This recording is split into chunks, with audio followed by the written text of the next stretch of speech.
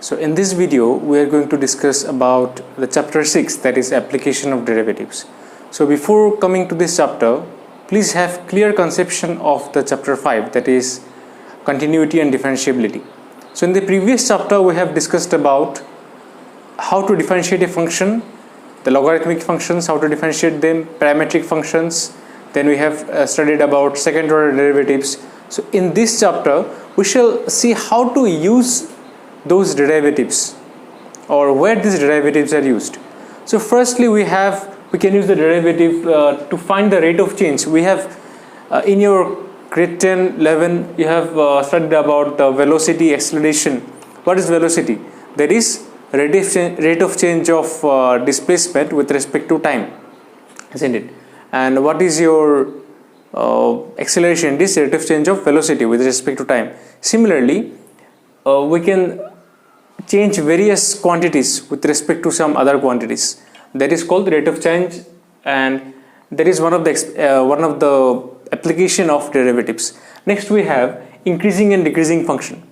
So basically we can take the analysis, or we can make analysis of the functions whether it is increasing and decreasing by using the derivatives. Thirdly, we have approximations. So this approximation and rate of change has been reduced from your syllabus. In approximations you have got things like 63.36 and such type of numbers. So how to find the exact number of, how to approximate these numbers. So we can find them using the derivative. Next we have tangent and normal. So we can, using the derivatives, we can write the equation of tangent and normal. Then we have maximum minimum, that is to find the maximum value and minimum value of a given function. So in our video or in our lecture we shall be going through increasing and decreasing functions, tangent and normal, and maxima and minima. So in today's class we shall discuss about increasing and decreasing function. So what is that about? For example, if I take a function f of x is equal to x squared and x is a real number. So if I want to plot this graph, let us see. Let us write the coordinates x f of x and x f of x. So here we shall write the positive coordinates, here we shall write the negative coordinates. Let us take the value of x as -1. So f of x will be -1 square, that will be 1.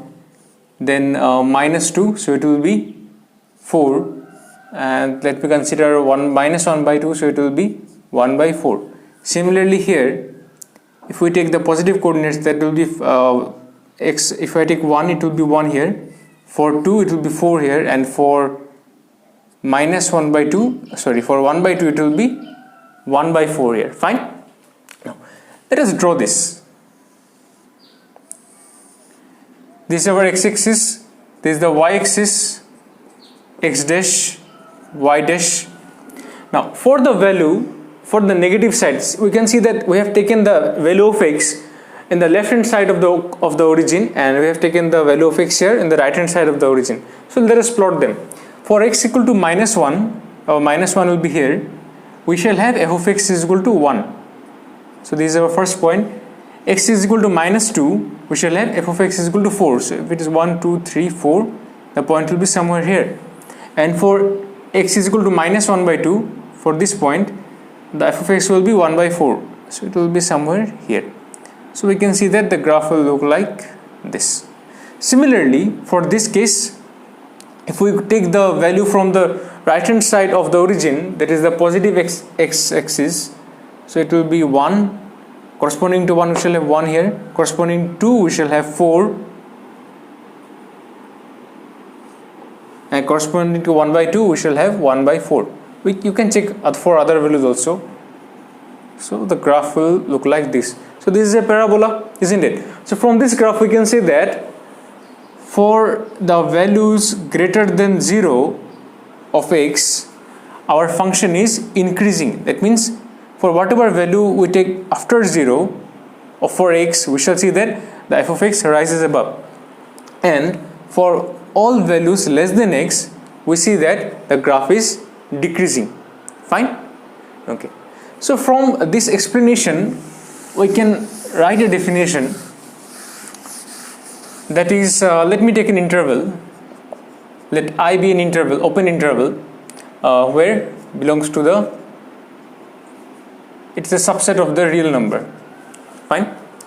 Okay, now if I take a point, if x1 and x2, if I take 2 points and such that x1 is greater than x2, then if I get f of x1 is greater than equal to f of x2, if such condition arise, then you can say that f is strictly increasing. Fine. Just like the previous case, in the right hand side we have seen that for whatever x we take, the greater number of x, the function will go up. This one, then 2. If x1 is greater than x2, then for if we get f of x1 is greater than f of x2, then we shall say that f is increasing, only increasing.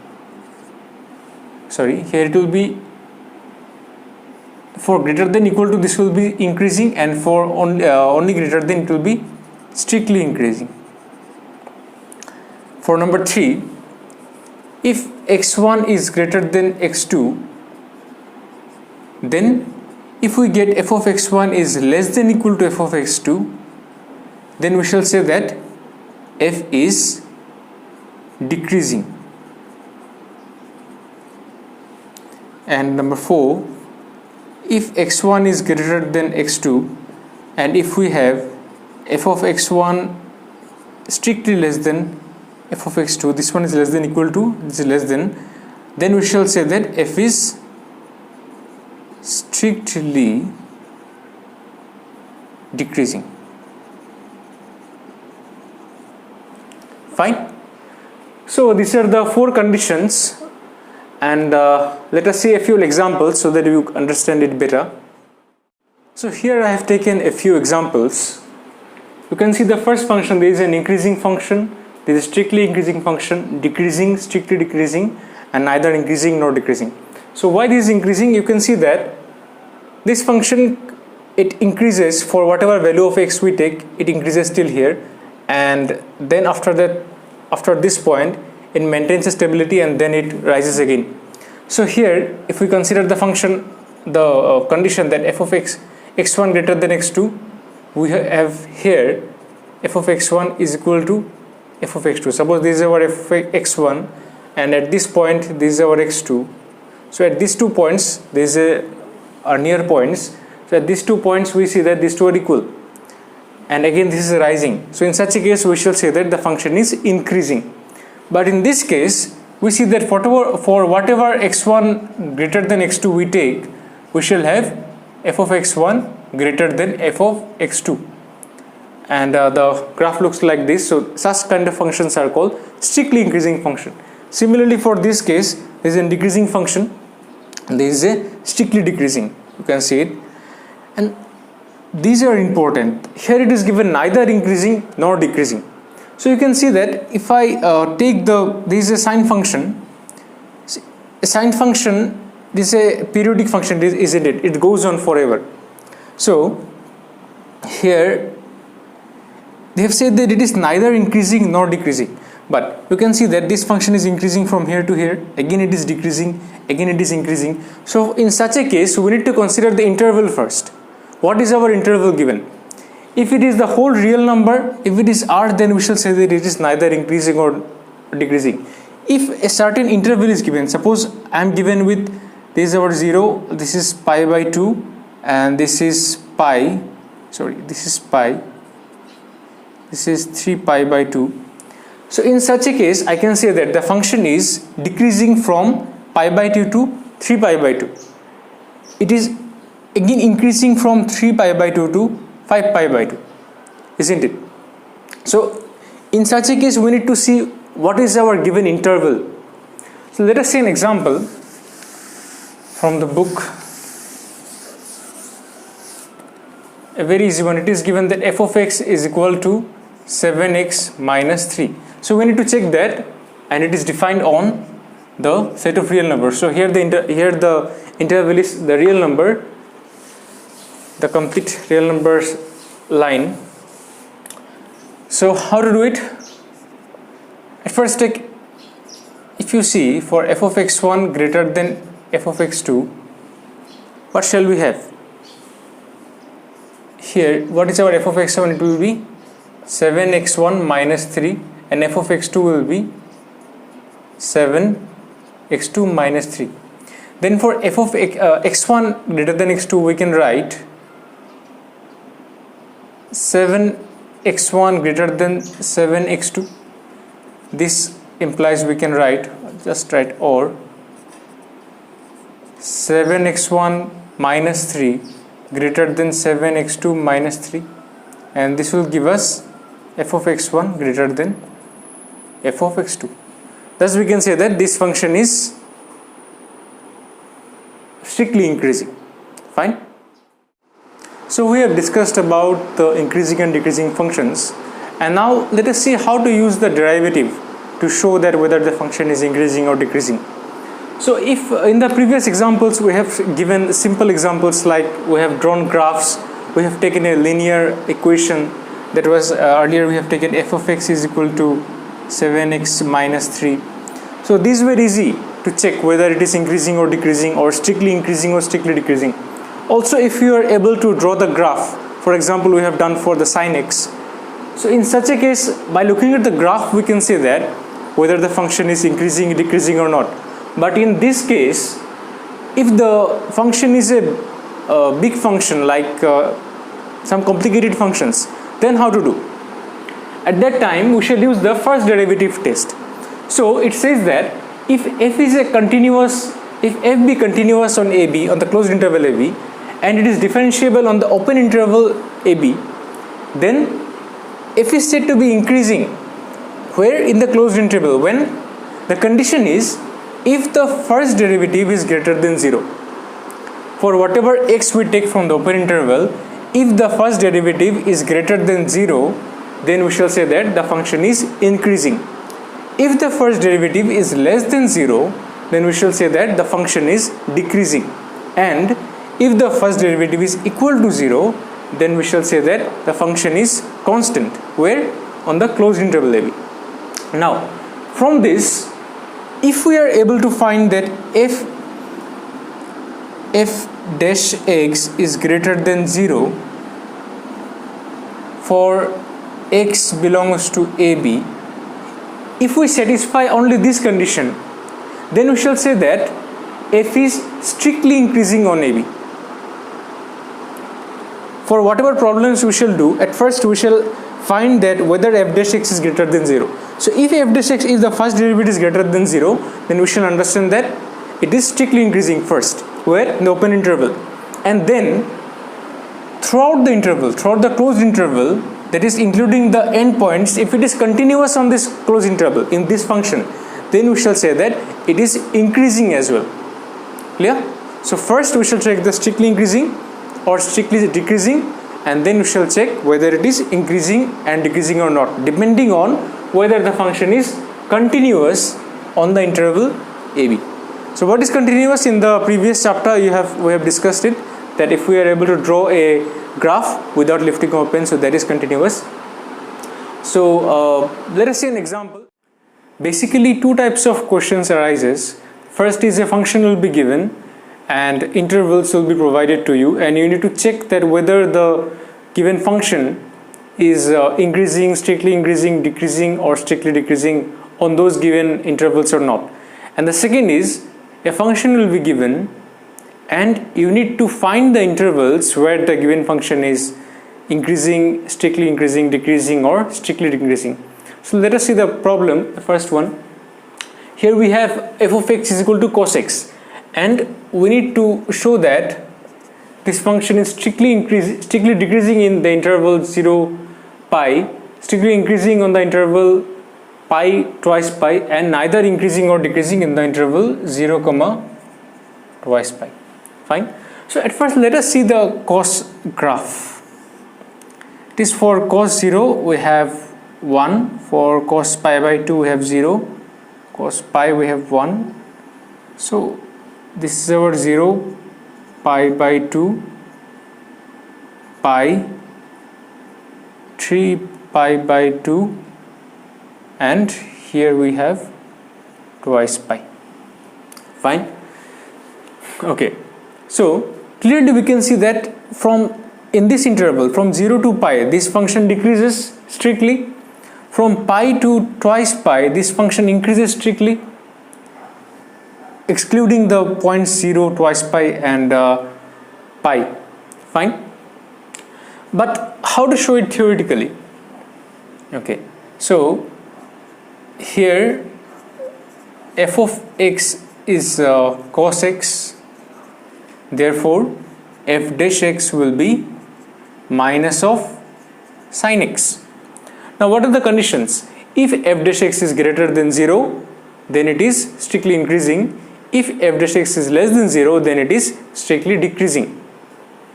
So for x belongs to, we need to check here first, 0 comma pi, open interval 0 comma pi, what happens? F dash x is what? If we put, okay, sin x will be, in this interval what about the sin x? For sin 0 we have 0, sin pi we have 0, sin pi by 2 we have 1, isn't it? If we draw the sine curve 0 we have sin pi by 2 1, then sin pi 0, thrice pi by 2 1, and twice pi 0. This is a sine curve, isn't it?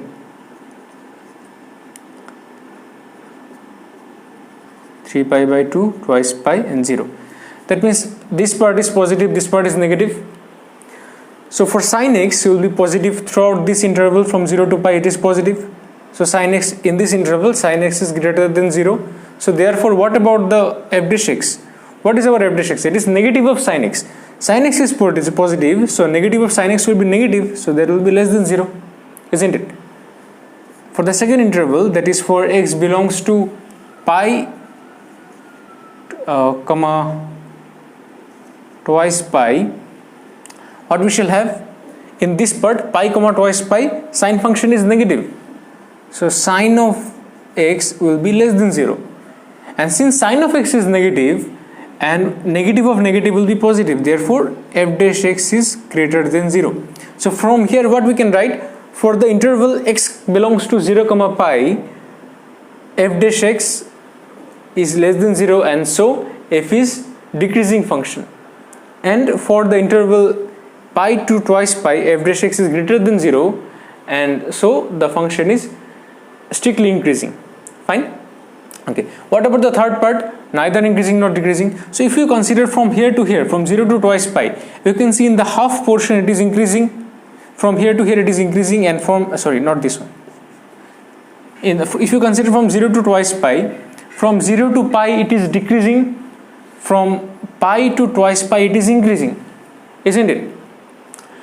So in the total interval, that is from 0 to twice pi, it is both decreasing as well as increasing. So combiningly what we can say, it is neither decreasing nor increasing. Fine. One more thing to notice here is that you can see this is our function, that is cos x. Cos x does not end here, isn't it? It goes on, but we are considering in the interval.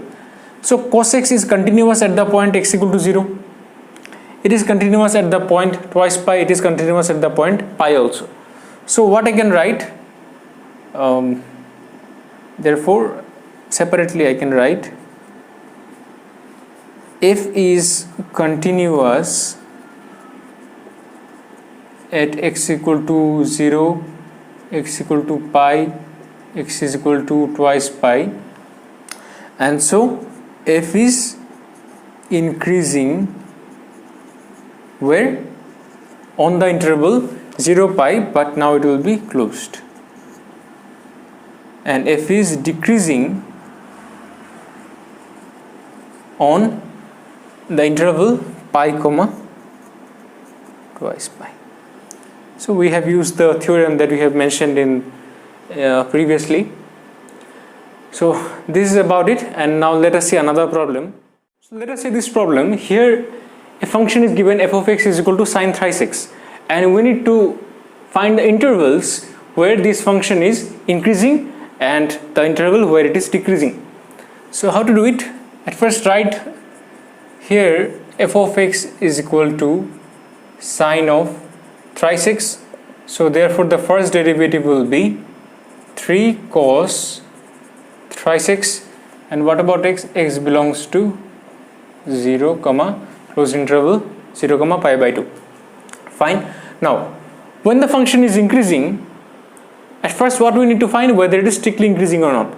That is, if f dash x is greater than 0, then we can say it is strictly increasing. If it is f dash x is less than 0, we can say it is decreasing. Also, one thing to be noticed is that whatever we have done in the theorems and all, so if just a basic thing need to be kept in mind, if f dash x is greater than 0, then it is strictly increasing. If it is greater than equal to 0, then it is increasing only. If it is less than 0, then it is strictly increasing. If it is less than equal to 0, then it is increasing only. Okay, so now let us see this part here. So we need to find where the interval, we need to find the intervals where the function is increasing as well as increasing and decreasing, isn't it? So for that we have to condition either f dash x must be greater than 0 or f dash x less than 0. So let us find the point where f is neither increasing or decreasing, or where f is constant. That is the point f dash x is equal to 0. So for that, let us consider this point and then we shall break the interval. So this will imply 3 cos thrice x is equal to 0. So from here we shall get cos of thrice x is equal to 0. Now you can see here we had x belongs to 0 comma pi by 2. So what about thrice x? So thrice x will belong to 0 comma 3 pi by 2. Fine. So cos of thrice x is equal to, in place of 0 what can you write? What is cos of pi by 2? It's 0. So I can write either cos of pi by 2 or cos of thrice pi by 2. Both are 0. So this will give us thrice x is equal to pi by 2 or thrice pi by 2, and this will give us x is equal to pi by 6 and x is equal to pi by 2. Fine. So we can see that our given interval was what? It was 0 comma pi by 2. So if it was 0, if it is pi by 2, so we can see that the point x equal to pi by 6 breaks the interval into two halves. At x is equal to pi by 6, our interval breaks, and now we have two new intervals, that is what? Two disjoint intervals, that is 0 comma pi by 6 and pi by 6 comma pi by 2. So we are not considering the exact point pi by 6 and pi by 2, because at these 2 points the function f dash x is 0. So we need to check whether it is increasing or decreasing. So no need to consider these 2 points. Okay. So now let us check at this particular interval that whether it is increasing or decreasing. Let us see.